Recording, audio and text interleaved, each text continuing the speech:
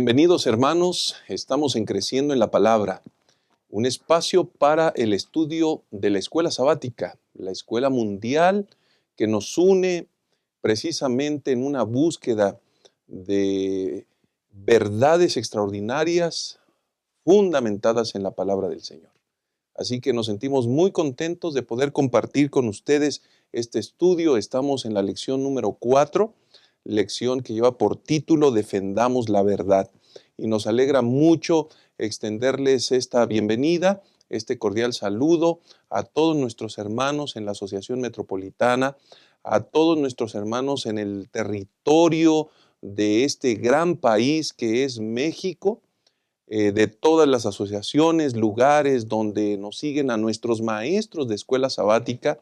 Recuerden ustedes que el propósito de esta lección tiene concentrar el estudio en 3 puntos que engloben todo el estudio y de tal manera que podamos entender, de tal manera que podamos tener claridad en el propósito. Así que en esta ocasión nos alegramos por ello y por supuesto también enviamos saludos a nuestros hermanos de otros países, a toda la Unión Americana, Sudamérica, Centroamérica y donde quiera que puedan seguir esta transmisión, deseamos bendiciones abundantes para ustedes. Y vamos a entrar de lleno a lo que es la introducción de esta lección porque defendamos la verdad ya en sí mismo está enviando un mensaje, este título, y por supuesto a lo largo de los siglos, hombres y mujeres han estado dispuestos a sufrir el martirio, persecuciones, momentos de angustia, por salvaguardar, por mantenerse firmes en su fe. Y esto, queridos hermanos, a lo largo de la historia, por supuesto que son eventos no solamente conmovedores, sino también que nos permiten visualizar realidades que en algún momento todos quienes seguimos a Jesucristo podemos enfrentar. Y ante estos escenarios no hay más que acrecentar nuestra fe, aferrarnos a las promesas del Señor y avanzar sabiendo que nuestra salvación está muy cercana. Así que en esta ocasión permítanme compartir los 3 puntos de la lección número 4. El primero es la iglesia en la Edad Media. El segundo es ejemplo de fe. Y el tercer punto, testimonios de la verdad. Estarán con nosotros estudiando, aportando, comentando el pastor Alejandro Medina Villarreal, a quien le damos la bienvenida. Pastor, Dios le bendiga, gracias por estar con nosotros. Muchas gracias, pastor. Es un placer estar aquí con ustedes y con nuestros apreciables hermanos que nos ven en diferentes lugares. Un gusto estudiar la lección en esta hora. Gracias, pastor, y nos alegra también darle la bienvenida al pastor Yolman Méndez. Gracias, pastor, bienvenido. Gracias, pastor. Un placer, un privilegio estar aquí en esta mesa en la que estudiaremos estos temas tan importantes, relevantes para la iglesia hoy. Así que un gusto saludar a cada uno. Esperamos que las palabras aquí expresadas puedan ser de bendición para todos los hermanos y todos los maestros de escuela sabática. Correcto. Pues muchas gracias. Bienvenidos a ambos. Vamos a orar, vamos a pedir la dirección del Señor y entonces comenzaremos con la primera parte. Es una lección muy interesante. Defendamos la verdad. Vamos a orar. Padre eterno, queremos pedir tu bendición y tu dirección. Acompáñanos en este estudio. Guíanos, por favor. Que tu Santo Espíritu pueda guiarnos, impresionarnos y afirmarnos en tu bendita palabra. Por favor, bendice a tu iglesia en todo el mundo y que tus planes puedan guiarnos hasta el momento cuando veamos a Cristo Jesús, verlo venir en gloria y majestad. Por favor, Amén. Acompáñanos en esta hora y guíanos en todo momento. En el nombre de Jesús oramos. Amén. Amén.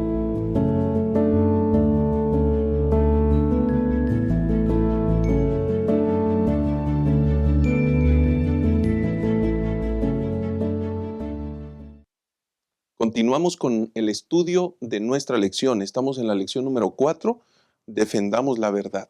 Y vamos a ingresar a este estudio estableciendo y hablando de un periodo que proféticamente estaba establecido, y en este periodo hay desafíos muy grandes y hay asuntos que incluyen persecución, que incluyen una experiencia verdaderamente fuerte. Así que, pastor, ¿cómo debemos explicar y entender este periodo? Bueno, en la Biblia tanto el profeta Daniel como el profeta Juan explican que habría un periodo de 1260 años.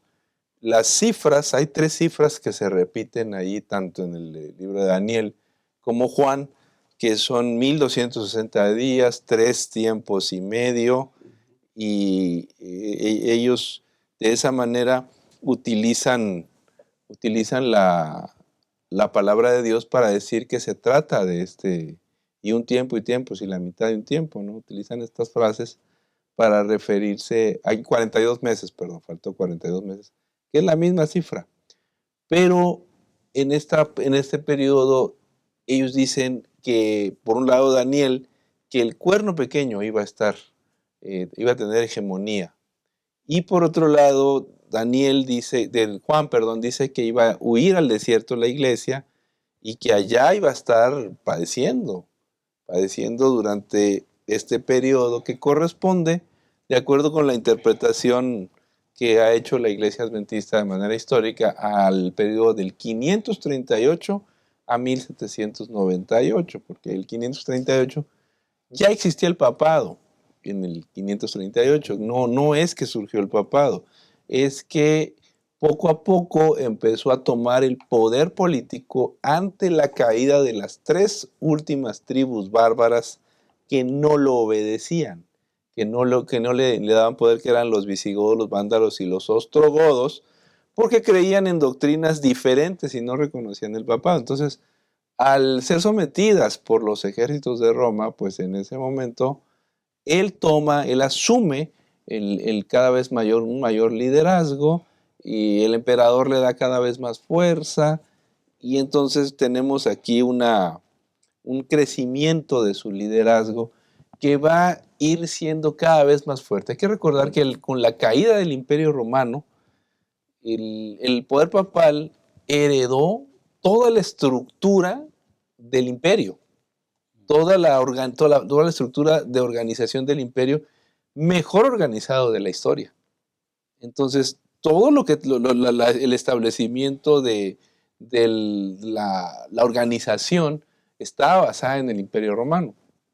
Ya no tenían rival, ya no tenían con quién pelear. ¿Por qué? Porque ahora empezaron a crecer, el mundo se organizó de otra manera, las tribus bárbaras, que eran las que amenazaban al mundo, ya no estaban, y pues vino un periodo de hegemonía del poder papal que fue creciendo a tal punto que llegó a ser mucho más poderoso que los reyes, incluso a decidir quién iba a ser el rey. Entramos en la época del feudalismo, que ellos se ponían de acuerdo por territorios. Había un señor que decía, bueno, como no hay quien te defienda, ya no hay ejército romano, pues yo te voy a defender, tú me vas a pagar un dinero al siervo, y yo con mi ejército yo te voy a proteger y vas a vivir en mi latifundio, ¿no? en mi feudo, y empezaron a organizarse de esa manera los territorios. Pero en todo este periodo, el poder romano, el poder papal, empezó a crecer de una manera muy, muy importante, al punto de no dar espacio para la libertad religiosa, tan menos para el estudio de las escrituras, y había heredado del tiempo de Constantino, pues algunas prácticas que lo habían alejado de Dios. Se había fusionado con el paganismo y se hizo una institución cada vez más autoritaria. Qué interesante. Esto, pastor, es un contexto histórico, profético, que tiene un fiel cumplimiento.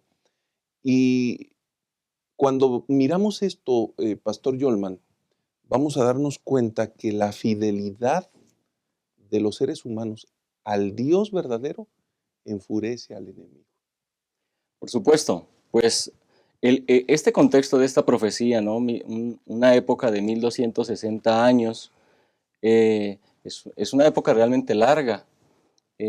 Significa que en esa época, y lo vamos a ver en la lección, pues muchas personas evidentemente sufrieron los ataques feroces del enemigo. Había una estrategia para perseguir, como lo dice Daniel 7:25, ¿no? Serán entregados en sus manos hasta tiempos y medio tiempo. Es decir, ya la profecía contemplaba justamente esta hegemonía.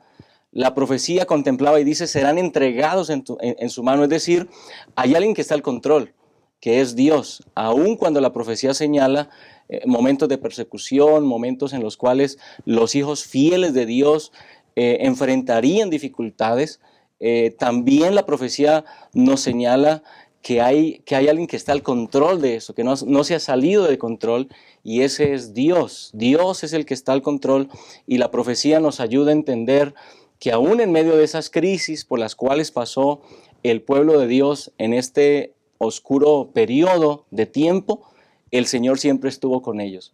Me llama la atención algunas palabras que están aquí en la lección.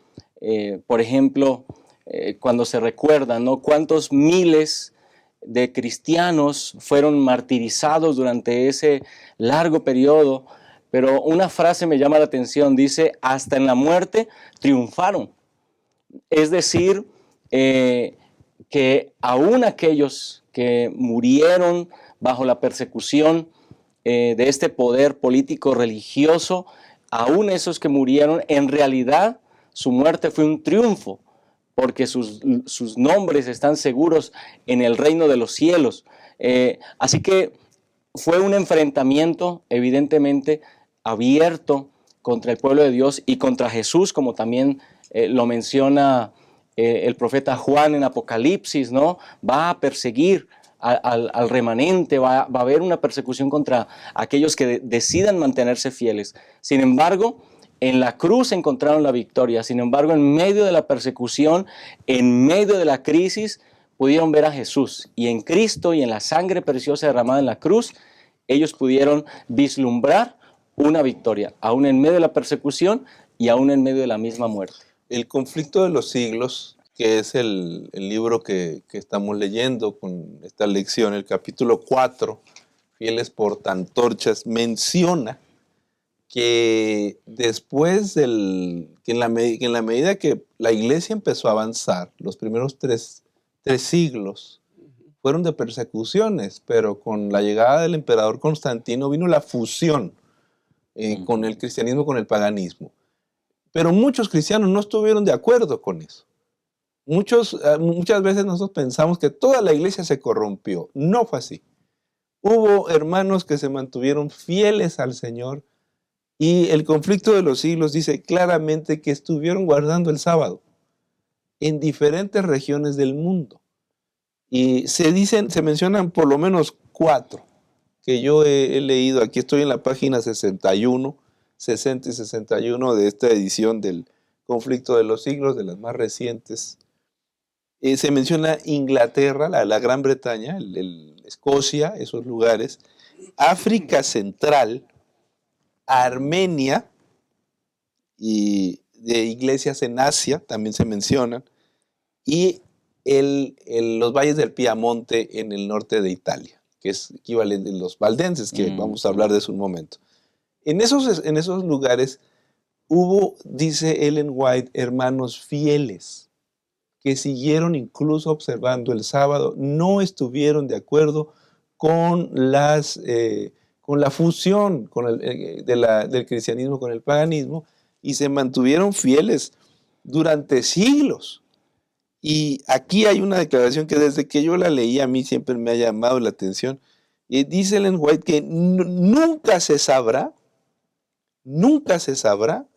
todo lo que estas iglesias le aportaron, que sus historias, no tenemos manera de comprobarlo, no tenemos evidencias, creemos en el espíritu de profecía por lo que por lo que dice, pero ella dice claramente que el testimonio de estas personas está oculto en la historia y que Roma se encargó de borrar cualquier vestigio de su fidelidad, cualquier prueba histórica de su fidelidad al Señor. ¿Y qué pasa? Pues que no tenemos nada hoy. Históricamente no lo podemos demostrar.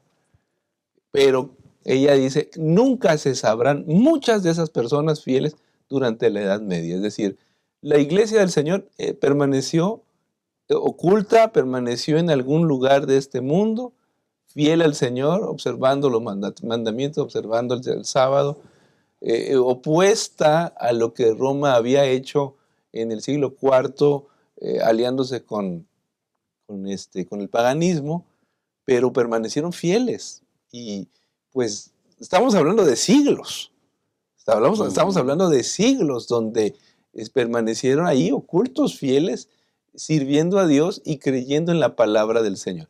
De vez en cuando aparece por ahí en ciertas regiones del África una iglesita por ahí perdida que la arqueología no ha encontrado las evidencias y los documentos para poder sustentar estas declaraciones, pero creemos que así fue. Y esto es muy valioso, Pastor Yolman, porque en medio de la presión de ese poder que persiguió, que mató, que privó no solo de libertad, sino de la propia vida a muchas personas, en medio de ese aparato ideológico, en medio de ese aparato represor, en medio de eso que humanamente ninguno podía soportar, sino solo por la gracia del Señor, en medio de esas realidades hubo hombres y mujeres que decidieron permanecer fieles a las creencias de la Biblia, a la doctrina bíblica, y que a pesar de todo lo que se estaba viviendo, porque era muy fácil igualarse, era muy fácil imitar lo que ahora se tenía, ellos decidieron retraerse, decidieron apartarse y comenzar o continuar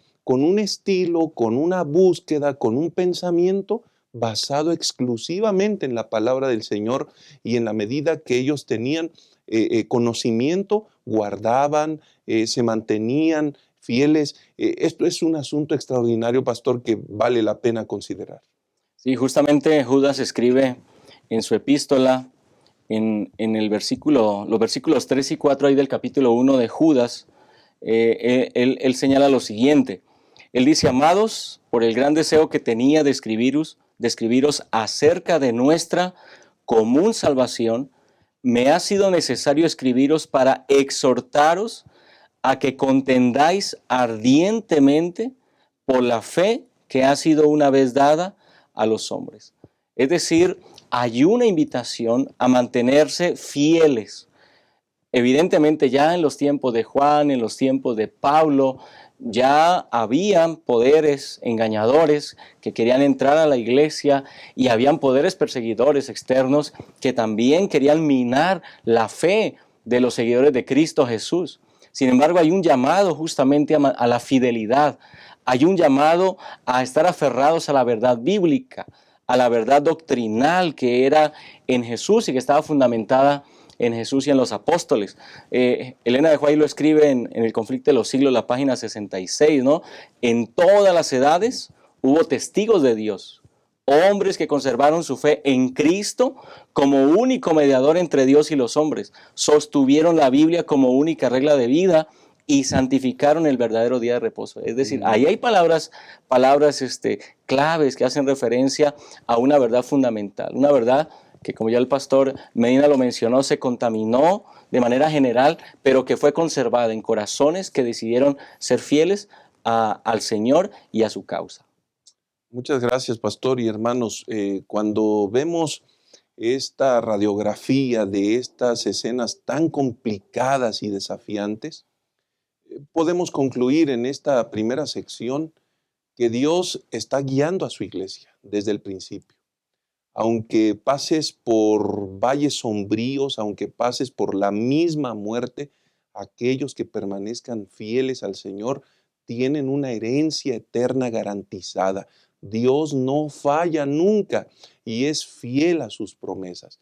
Y por otro lado, necesitamos recordar y entender que estos escenarios de persecución, aun cuando en algún momento de forma directa hoy no estemos viviéndolos, tal vez la confirmación, vienen días peligrosos, pero la confirmación de nuestra fe puede ser causa también de persecuciones.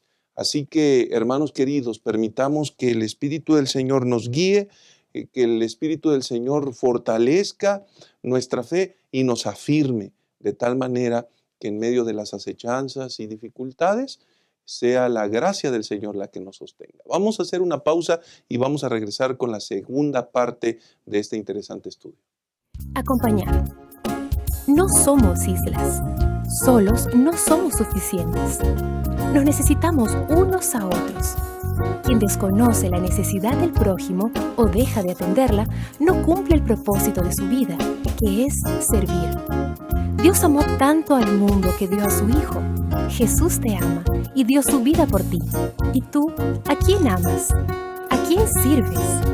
Si amas a Dios y te amas a ti mismo, entonces servirás a tu prójimo. ¿Qué tal comenzar a servir a las visitas? Puedes realizar cosas sencillas, como acompañar a una persona. Entonces invítala a la próxima reunión. Verifica si desea estudiar la Biblia o recibir oraciones intercesoras. Pídele su teléfono y llámala durante la semana para compartir amistad. Acompaña a tu nuevo amigo hacia la puerta de la iglesia al final del culto. Y tan pronto como sea posible, invítalo para una nueva programación en tu iglesia. ¿Y por qué no un almuerzo en casa? Amar es eso, demostrar interés. Amar es un estilo de vida y esta es nuestra misión. Continuamos con esta segunda parte del estudio, lección 4, Defendamos la verdad. Y ahora vamos al título Ejemplo de fe. Básicamente centrándonos en la parte del día martes de nuestra lección. Y aquí vamos a encontrar que hay un grupo llamado valdenses. Y necesitamos entender quiénes eran los valdenses, el origen, prácticas, porque más tarde ellos se van a convertir en referentes de fe. Y por esa razón, Pastor Alejandro, ayúdenos a comprender, a tener ese contexto histórico de quiénes eran los valdenses. Bueno, se le llama valdenses por Pedro Baldo. Pedro Baldo es del 1173. Pero es muy probable, de acuerdo con el conflicto de los siglos, que en esa región del norte de Italia, en frontera con Francia, ya hubiera presencia de personas que tenían algún conocimiento de la palabra de Dios, pero se van a organizar de una manera muy sólida a partir de un hombre muy rico, que era Pedro Baldo, quien a partir de una conversión que él tiene, decide obsequiar sus propiedades y empezar a predicar la pobreza. Y en esta región él va a obtener pues, muchos seguidores, muchas personas que posiblemente ya conocían la palabra de Dios, pero que en torno a él va a surgir el famoso movimiento de los valdenses en esos valles del Piamonte.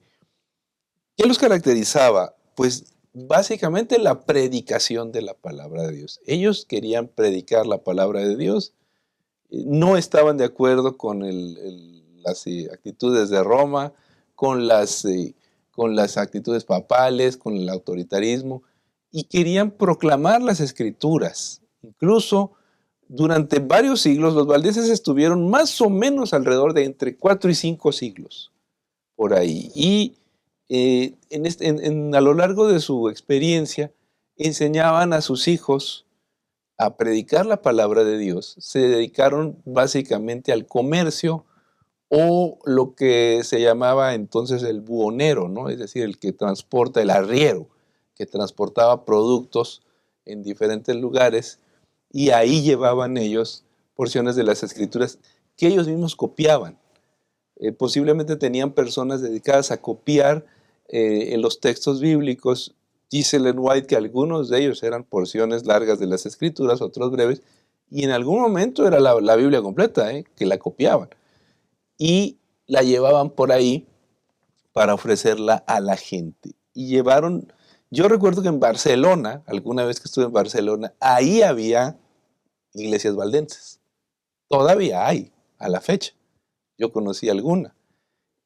Fruto de aquella época, en la que ellos llegaron hasta España. Y llegaron a diferentes lugares predicando la palabra de Dios. Copiar las escrituras. Alguna vez yo estuve en diferentes lugares, en diferentes monasterios en Europa, pero voy a mencionar uno, el monasterio de El Escorial, que está a 50 kilómetros de Madrid. Ese es un lugar impresionante donde el rey Felipe II estableció su palacio y el cuartel general ahí del Imperio Español. Pero ahí hay un museo y yo vi las copias que hacían los monjes. Los monjes estaban en los monasterios para copiar la Biblia, textos, incluso algún caso la Biblia. Y eran verdaderas obras de arte esas copias que hacían, porque era el dibujo, el texto a mano, una belleza. Pero eso era muy caro y no llegaba a la gente.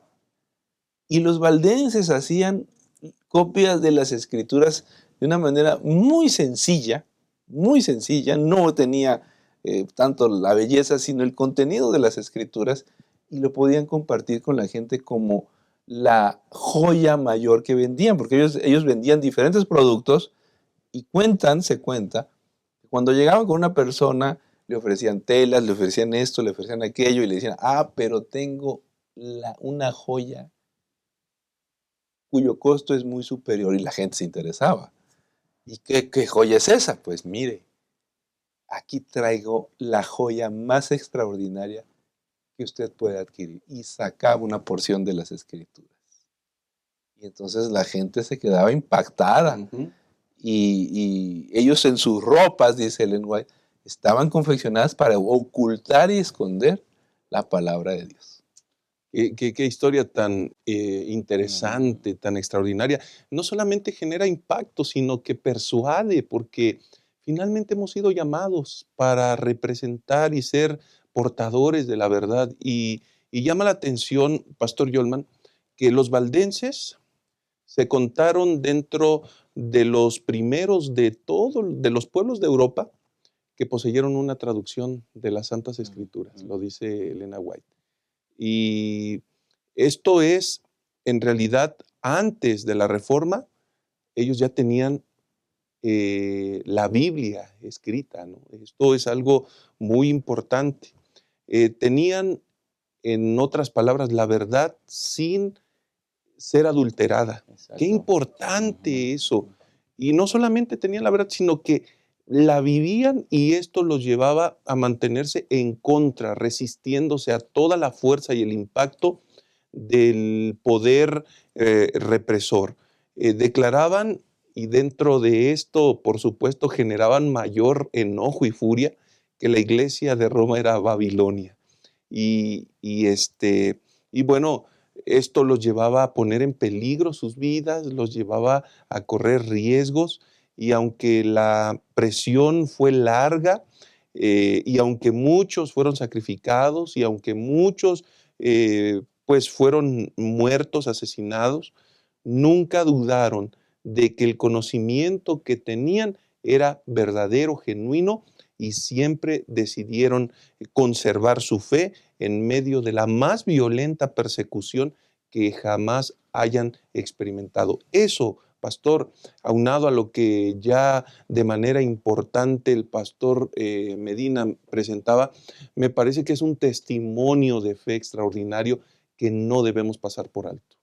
Sí, por supuesto, al estudiar la historia a través de la lección de esta semana, pues justamente nos debe llevar a entender inclusive el precio que se pagó. Tal vez hoy nosotros tenemos acceso a una Biblia, tal vez tenemos inclusive varias Biblias en casa y tal vez no valoramos lo suficiente lo que significa este libro para nosotros.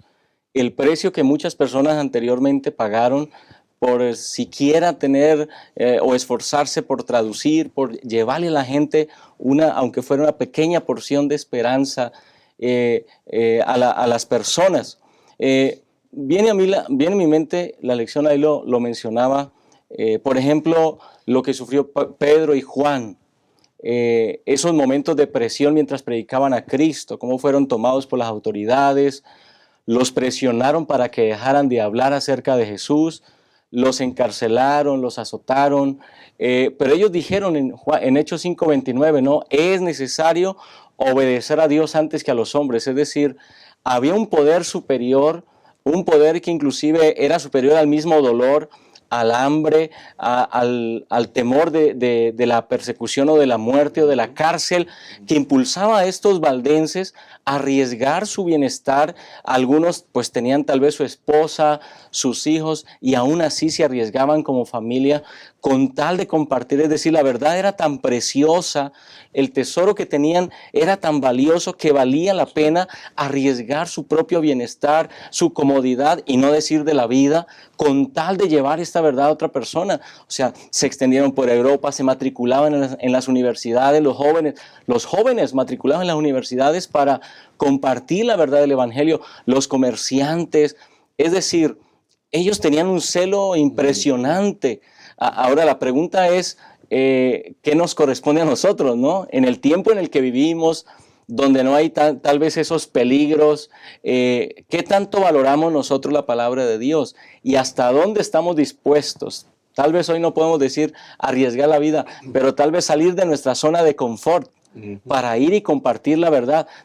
Tal vez dejar la vergüenza a un lado y compartir con nuestros compañeros en la universidad o compartir en nuestro contexto laboral esta verdad del Evangelio. Vale la pena el ver, el escuchar la historia de estos valdenses nos inspira a hacer nosotros lo propio en el tiempo en el cual nos tocó vivir.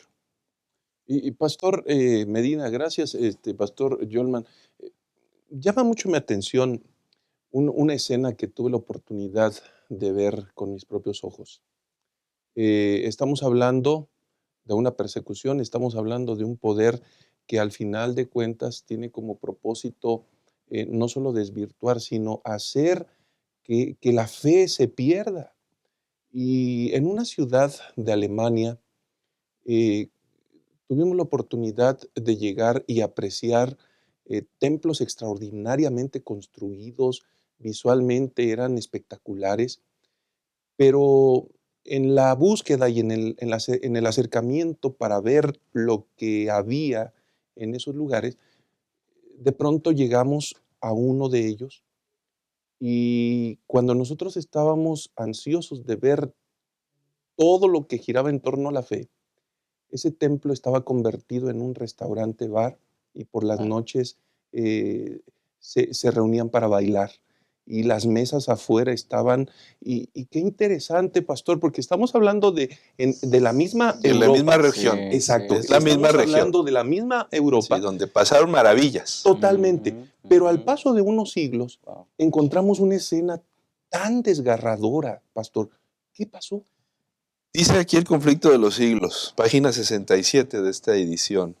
El espíritu de Cristo es un espíritu misionero. El primer impulso del corazón regenerado es el de traer a otros también al Salvador. Cuando uno le quita a la iglesia la Biblia y le quitas el espíritu misionero, la estás desarmando. No te queda nada. ¿Qué va a pasar? Que eso va a desaparecer. No, que la iglesia no desaparece. Sí desaparece. Yo ya he visto iglesias adventistas en Estados Unidos que desaparecen, hermano. Es decir, ¿por qué desaparecen? Porque se les quita la Biblia, que es la fuerza de la iglesia, se les sustituye por jueguitos, se les sustituye por espectáculos, quizás muy bien intencionados, se les sustituye por música, pero la gente no estudia la Escritura. Y dejas de predicar el Evangelio. ¿Sí? No crece la iglesia. No crece. ¿Qué pasa? Que la gente se va. Y el tiro de gracia, descuidar a los jóvenes. Ujú. Los valdenses preparaban a los niños, dice el conflicto de los siglos, preparaban a los niños para ser misioneros. Sí. Desde pequeños, dice aquí, que tenían que aprender a padecer penurias. Y ellos sabían que iban a ser misioneros o no iban a hacer nada. Por eso duraron 5 siglos. 5 siglos. Nosotros hoy tenemos una situación desafortunada en diferentes regiones del mundo, no nada más en una, pero esa receta triple mata a cualquier iglesia.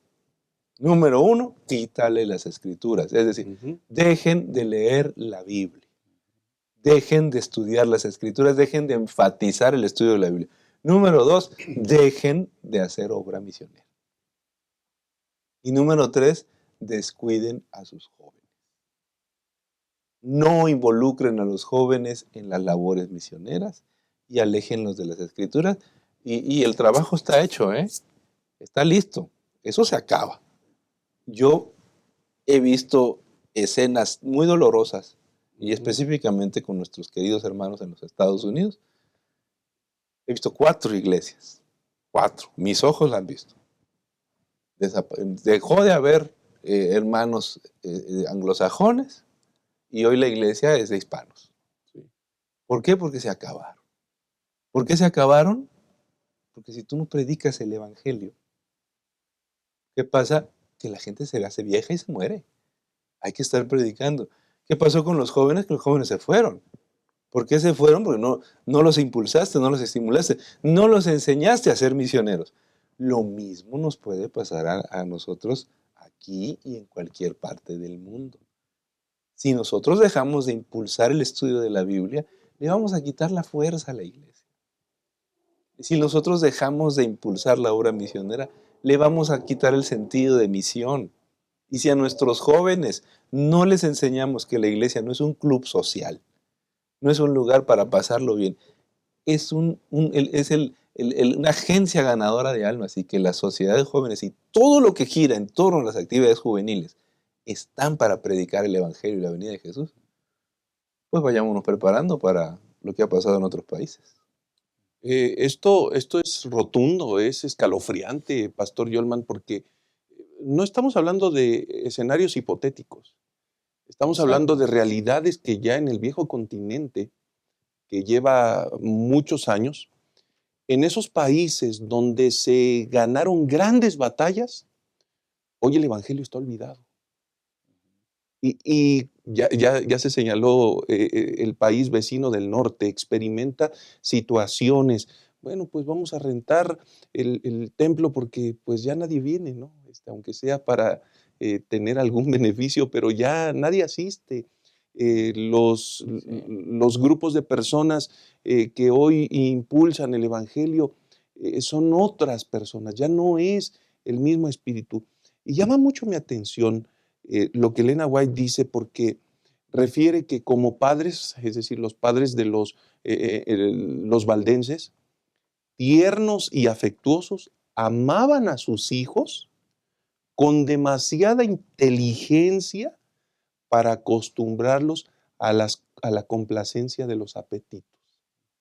Es decir, desde que ellos nacían, de alguna manera los blindaban con ese estudio de la Biblia, con ese concepto de misioneros, con ese concepto de embajadores de la verdad, y los preparaban para enfrentar una vida de pruebas, de privaciones y tal vez incluso de martirio. Pero esta preparación llamó mi atención hace unos días atrás, cuando de pronto vi que en un canal estaban atacando a una de nuestras universidades. Y vean el concepto, decían, en esas universidades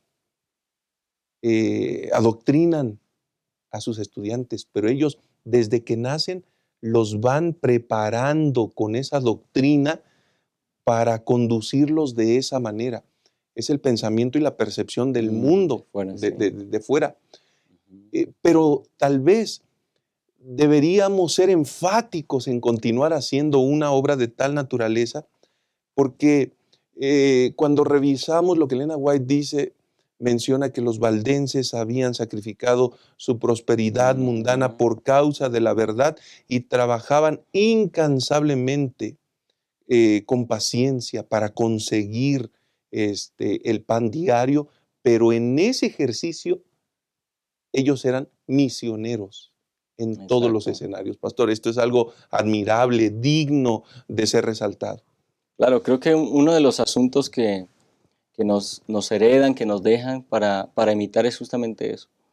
El amor por la palabra de Dios, porque los valdenses, pues en primer lugar, pues tomaron ese principio, ¿no?, de la sola escritura, de la Biblia, implícitamente la Biblia tiene ese poder de guiar a la verdad a las personas. No hay otra manera de hacerlo. Y la iglesia necesita pues continuar en ese camino. Continuar en el camino de fundamentar todo en la palabra de Dios. No hay otra manera de hacerlo. Y número dos, pues el éxito de ellos estuvo no solamente en abrigar la verdad para sus vidas, sino en que tuvieron la capacidad de compartir esa verdad en el contexto en el cual ellos estuvieron viviendo. Entonces, ese segundo paso creo que también nosotros nos corresponde imitarlo, el compartir. Número uno, esa siguiente generación, ¿no?, de padres a hijos, los niños, formar desde el niño, nuestros jóvenes, y también compartir en nuestro entorno esta verdad bíblica, de tal forma que, bueno, por mucho tiempo esta iglesia fue conocida como la iglesia del libro, ¿no?, justamente por ese celo que tenía por la verdad y la manera como se predicaba esa verdad. Creo que necesitamos volver a ese punto y asumir como iglesia o aprovechar como iglesia las oportunidades que el mundo de hoy nos otorga para compartir la verdad con otras personas. Y definitivamente ya podemos resumir este segmento recordando que es cuando somos confrontados con la palabra del Señor lo que despierta ese celo, ese amor, ese gozo. No para andar en un espíritu haciendo cosas que no corresponden, sino, y me refiero al entretenimiento, a buscar asuntos erróneos con tal de mantener, con tal de que no se nos vayan. Es el estudio de la Biblia lo que genera eso, es la movilización, es el entendimiento de los responsables, es decir, de los padres, del liderazgo, es buscar con celo y por supuesto ser movilizados en este responsable trabajo de compartir con otros. Una iglesia que deja de compartir y de cumplir la misión es una iglesia que pronto va a desfallecer y va a morir. Por eso, hermanos, al terminar este segmento, un llamado en el nombre del Señor. Volvamos al estudio de la Biblia. Hay grandes historias que se van a estar registrando y escribiendo. Y el Señor quiere que tú seas uno de los testimonios impresionantes de su poder. De tal manera que tu testimonio, tu ejemplo, tus palabras puedan conducir a otros en medio de la adversidad a la presencia de Cristo Jesús. Vamos a hacer una pausa y regresamos con la tercera y última parte de este interesante estudio. La naturaleza tiene una inclinación hacia el crecimiento. ¿Ya notó cómo busca crecer no solo en tamaño, sino también en cantidad? Una semilla germina y le da origen a cientos de frutos, con miles de nuevas semillas que van a generar infinitas nuevas plantas. Los animales siguen el instinto natural de reproducirse y aumentar su cantidad en cualquier especie. Y lo mismo ocurre con el ser humano. Ya lo aprendimos en la escuela. Todo ser vivo nace, crece, se reproduce. Esa es la dinámica divina. La multiplicación. La propia historia bíblica está repleta de ejemplos de cuánto le gusta a Dios esta operación matemática. La orden para Adán y Eva fue: crezcan y multiplíquense. El resultado: 7.000 millones de personas en el mundo. Para Abraham fue dada la promesa de que una gran nación nacería de él, y de hecho dio origen al pueblo judío. Cuando Dios se hizo hombre, no le agradó encontrar una higuera sin frutos. Y es que para él, multiplicación es sinónimo de bendición. Y bendición es lo que Dios quiere darnos de una forma muy especial. Por esa razón, los grupos pequeños son tan importantes, porque existen para crecer y alcanzar más personas. Y cuantas más personas, más bendición. La lógica es así de simple. Y para que el resultado sea como fue planeado, cada individuo precisa contribuir para lograr el crecimiento. La lección de la naturaleza también se aplica aquí. Todo grupo pequeño tiene que nacer, crecer y multiplicarse. Porque en la medida que un grupo pequeño crece, le da origen a otros. Y es que multiplicar grupos pequeños es multiplicar esperanza. Crezca en comunidad, multiplique esperanza. Estamos de regreso para analizar la tercera y última parte. Este título es Testimonios de la Verdad. Y estamos abarcando propiamente dos testimonios, dos personajes, dos hombres que han hecho un referente, que han sido un referente de la Reforma. Pero cuando estamos hablando de los valdenses haciendo esta transición, estamos hablando de hombres, de mujeres que dedicaron tiempo al estudio de la palabra, que fueron despertados con un gran celo para cumplir esa gran misión de distribuir de forma directa porciones de la palabra, memorizar, traducir, grabar en sus corazones y ser movidos por el poder de la palabra. Y vamos a encontrar también en las Escrituras, por ejemplo, en el Salmo 19. El Salmo 19, a partir del versículo número 7, vean lo que dice: la ley de Jehová es perfecta, que convierte el alma. El testimonio de Jehová es fiel, que hace sabio al sencillo. Los mandamientos de Jehová son rectos, que alegran el corazón. El precepto de Jehová es puro, que alumbra los ojos. El temor de Jehová es limpio, que permanece para siempre. Los juicios de Jehová son verdaderos, todos son justos. Deseables son más que el oro y más que mucho oro afinado, y dulces más que la miel y que la que destila del panal. Tu siervo es además amonestado con ellos. En guardarlos hay grande galardón. Y este pensamiento se arraiga en personas como David, como Jeremías, y quienes en realidad se constituyeron en un fundamento, tal vez en una piedra angular de la Reforma. Y cuando llegamos a este periodo tan interesante, tan desafiante, vamos a encontrarnos con personas como Wycliffe, como Hus, que dejan un legado extraordinario. Pastor Alejandro Medina, ¿quién fue Wycliffe? ¿Qué herencia nos deja? Pues es el lucero de la Reforma, que le llama Ellen White. Es el primer gran erudito que va a marcar la ruta de lo que va a pasar 200 años después. Estamos hablando de 1320 en Inglaterra, donde él va a nacer, donde de acuerdo con el conflicto de los siglos se había guardado una tradición del estudio de las Escrituras, pero que pues tarde que temprano llegarían los misioneros romanos de Roma para establecer ahí el catolicismo. Con todo, la tradición sí permaneció en el estudio de las Escrituras, y aparece este personaje, John Wycliffe, que este es un ejemplo de cómo la educación, cómo la universidad, cómo el estudio de las Escrituras y la investigación cambia las sociedades. Y él va a estudiar en Oxford, va a estudiar teología en Oxford, pero también va a estudiar derecho, al estilo de Martín Lutero. tiene estudios de derecho, tiene estudios de teología, y va a acceder directamente a la Biblia.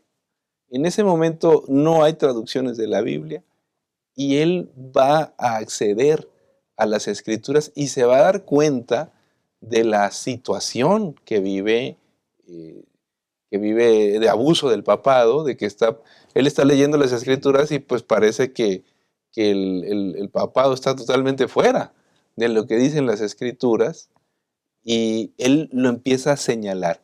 Es un hombre tan brillante que va a llegar a ser el capellán del rey, nada más y nada menos que del rey, con una influencia tremenda. Y también va a llegar a ser rector de una de las instituciones más prestigiosas de aquel momento. No es cualquier personaje, es un erudito, es un conocedor de las Escrituras, es un personaje que sabe hablar, sabe predicar, sabe escribir, y va a empezar a opinar, va a empezar a dar su punto de vista y no se va a quedar callado. Él va a hacer una influencia tremenda en Inglaterra y le va a decir al rey, ¿sabes qué? Esto no es correcto. Imagínate decirle a un rey, decirle al monarca que algo no es correcto cuando los poderosos están rodeados de salameros, rodeados de gente que les aplaude. Este tipo de consejeros es los que vale la pena tener. Y le dice, el Papa está abusando de ti. Te está pidiendo tributo que en la Biblia no aparece. Y lo que te está dando no es lo que las Escrituras dicen. Hay un montón de frailes por toda Inglaterra, buenos para nada, inútiles, que se dedican a pedir limosna. Y él los ataca y les da con todo. Como no conocen las Escrituras, los frailes cuentan chistes, dicen tonterías, cuando les dicen que hablen de la palabra de Dios, alguna ocurrencia, y Wycliffe les pega con todo, incluyendo el autoritarismo del papado, y presenta las Escrituras. Y pues eso despierta la rabia de Roma, pero los nobles y el rey lo defienden. Lo defienden, y él, con todas esas ideas, con todas esas perspectivas, va a transformar Inglaterra, y no lo van a poder tocar. Se muere, lo van a poder tocar, se muere, pero ya muerto, Roma manda exhumar el cadáver, quemarlo y arrojar las cenizas a un río. Y dicen por ahí que esas cenizas van a llegar hasta Praga para tocar la vida de Juan Hus. Miren qué interesante, porque al hablar de testimonios, Pastor Yolman, testimonios de la verdad, nos encontramos a este gran reformador, ¿no? ¿Dónde es inspirado? ¿Dónde él es movido para actuar, para defender la verdad, para convertirse en un reformador, un impulsor de esa defensa de la verdad? ¿Y en qué momento se le declara el lucero de la Reforma, entendiendo que hace una obra verdaderamente importante, ¿no? Y vale la pena mencionar, ahí encontramos en la lección varios momentos donde se enfatiza nuevamente el carácter de Wycliffe basado en el estudio de la palabra. Qué importante. Esto nos lleva a pensar, no importa dónde estés, quién seas, cuando eres confrontado con el estudio de la palabra, Dios te va a utilizar. Dios va a colocar en tu corazón el deseo de continuar preparándote, estudiando, leyendo, para convertirte en un instrumento útil, ¿no? Y cuando eso sucede, cuando alguien estudia la Biblia, el resultado es un carácter noble, el resultado es pensamientos, sentimientos, aspiraciones, todo completamente modificado, convertido, transformado y siendo útil para la causa del Señor, pastor. Sí, Elena de White lo dice que el carácter de Wycliffe es un testimonio del poder educador y transformador de las Sagradas Escrituras. A la Biblia debió él todo lo que fue.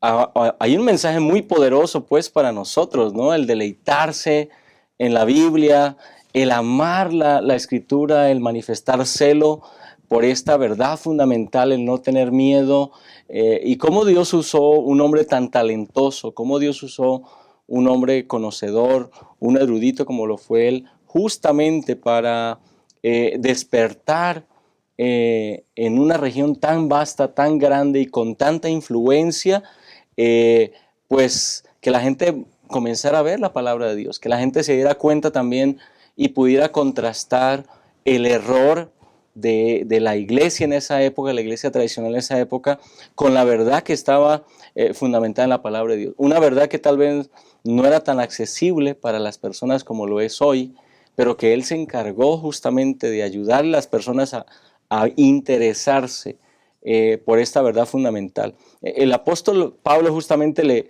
le hace un encargo a Timoteo, ahí en 2 Timoteo 2, del 1 en adelante, ¿no? Él le dice: lo que has oído de mí ante muchos testigos, esto encarga a hombres que sean idóneos para enseñar también a otros.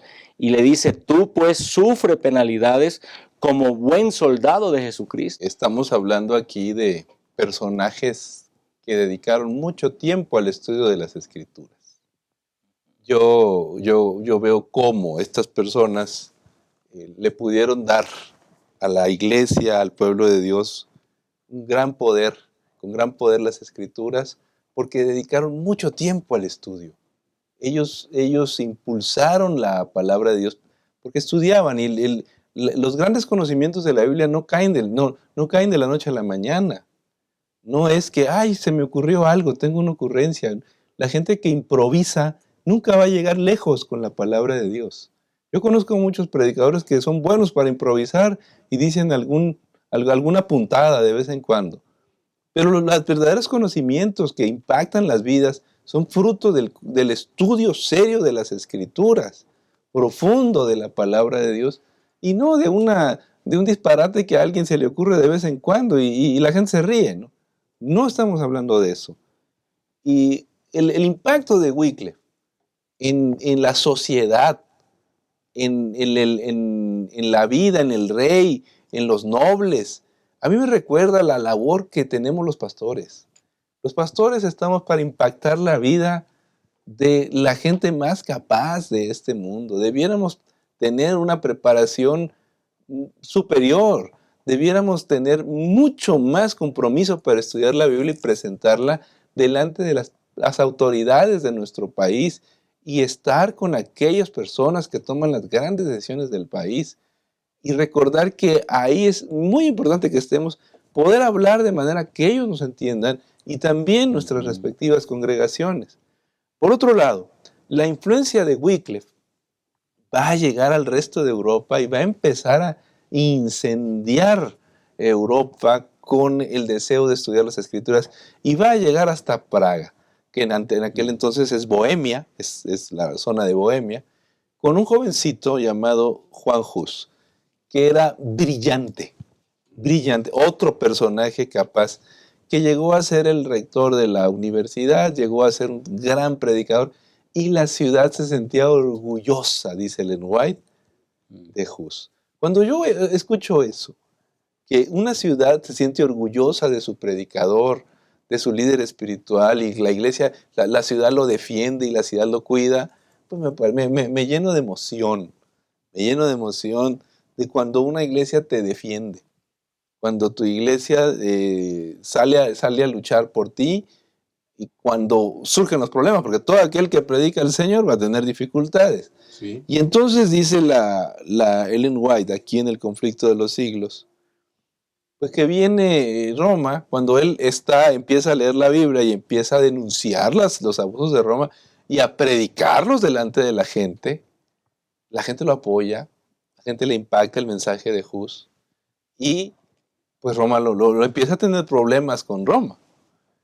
Y finalmente lo mandan llamar al famoso concilio de Constanza, y el emperador Segismundo le dice, los reyes de Bohemia le dicen al emperador, dale un salvoconducto para que no le pase nada. Y el rey se lo da, no te va a pasar nada. Quizás ese es uno de los hechos históricos más desafortunados de las autoridades que no tienen palabra.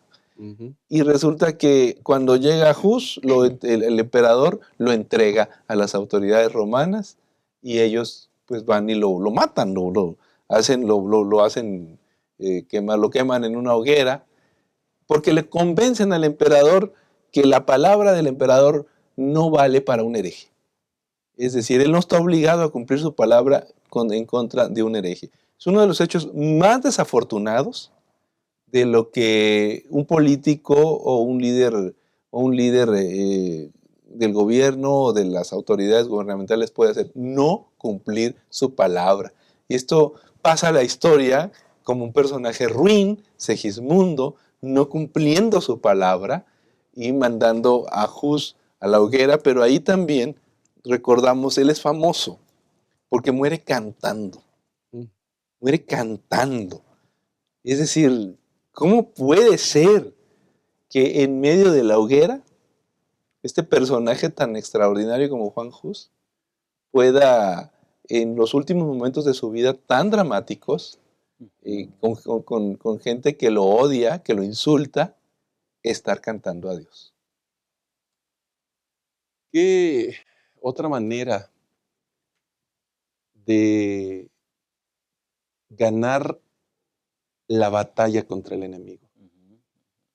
La fidelidad de los seres humanos, aunque parezca insignificante, se convierte, Pastor Yolman, en rayos impresionantes de luz que van a trastornar la mente de muchos. Exacto. ¿Cómo es posible que una persona pueda predicar algo con un celo fervoroso? ¿Cómo es posible que esté dispuesto a soportar el dolor, el quebranto, allí cuando él estuvo sometido, cuando fue privado de la libertad, cuando padeció, cuando una terrible fiebre estuvo a punto de aniquilarlo, de privar su vida, cuando todo eso? ¿Cómo su fe, su confianza en el Señor genera un despertar, se levanta, se recupera?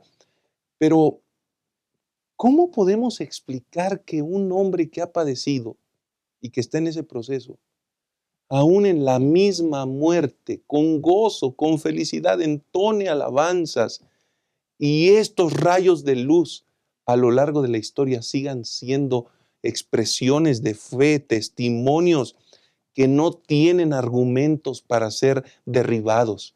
El Dios en el que creyó esta gente, estos reformadores, es el mismo Dios en el que creemos nosotros y que está dispuesto a seguir obrando en nuestro favor. Así es. Pues, hay una expresión que se le atribuye a él, a Hus, en un escrito que hace a un amigo, ¿no? Que le dice, entre otras palabras, en el día en que por la gracia del Señor nos encontremos otra vez gozando de la paz deliciosa de la vida futura, sabrás, le dice, cuán misericordioso ha sido Dios conmigo y cuán admirablemente me ha sostenido en medio de mis tentaciones y pruebas.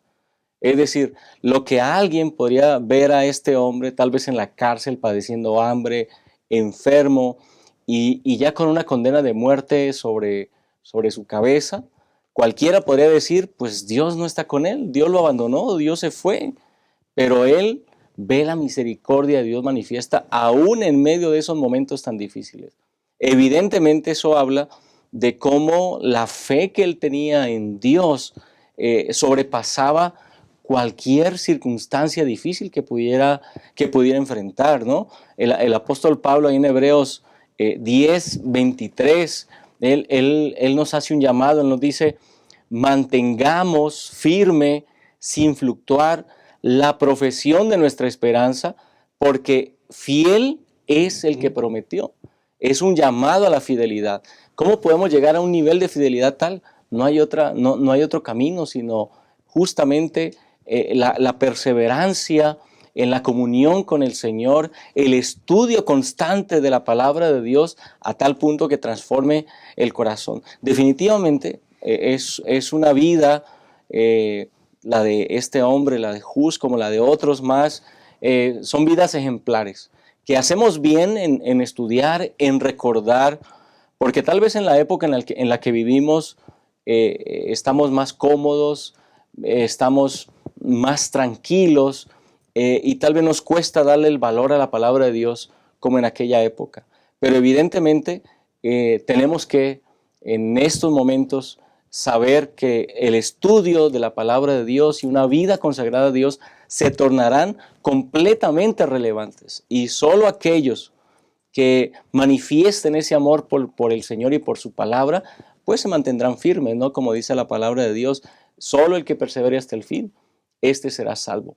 Así que hoy es un buen día para decidir reafirmar nuestra fe en el Señor. Hoy es un buen día para decidir apelar a tomar el tiempo suficiente para el estudio de la palabra de Dios, aferrarnos a las promesas del Señor y vivir vidas consagradas a Él. Pues el momento está listo para la Reforma Protestante. Es decir, ya son 200 años que está el terreno preparado, y ahí viene Lutero ya, pero no viene de la nada. El territorio tiene la semilla sembrada, y ya la próxima semana veremos una de las historias que más me apasionan de la historia del cristianismo, que es Martín Lutero. De paso, les invito a leer mi libro, Los orígenes de la Reforma Protestante, que les va a servir para el repaso de la próxima semana. Gracias, pastor. Gracias por habernos acompañado. Y me parece que estamos concluyendo de forma extraordinaria. Palabras finales, pastor Yolman. Gracias por habernos acompañado. Pues simplemente al estudiar la lección de esta semana, pues recordar que hay una verdad que debemos defender, y la manera en la cual debemos hacerlo se relaciona con el contacto que nosotros tenemos con esa verdad. Necesitamos consagrarnos, buscar al Señor, estudiar conscientemente la palabra de Dios, y entonces estar listos para cuando vengan las oportunidades, defendamos esa verdad y levantemos la verdad delante de las personas que necesitan escuchar palabras de esperanza, y también, por supuesto, llegar a conocer la salvación. Pues yo agregaría que si queremos ver una iglesia poderosa, si queremos ver jóvenes, si quiere que se queden sus jóvenes en la iglesia, la Biblia, el estudio de la Biblia, compartir la fe. No hay truco. Esto no es descubrir el hilo negro ni el agua tibia. A veces creemos que vamos a innovar con alguno que otro espectáculo dentro de la iglesia, y alguien por ahí aparece con alguna ocurrencia, pero la Escritura no tiene comparación.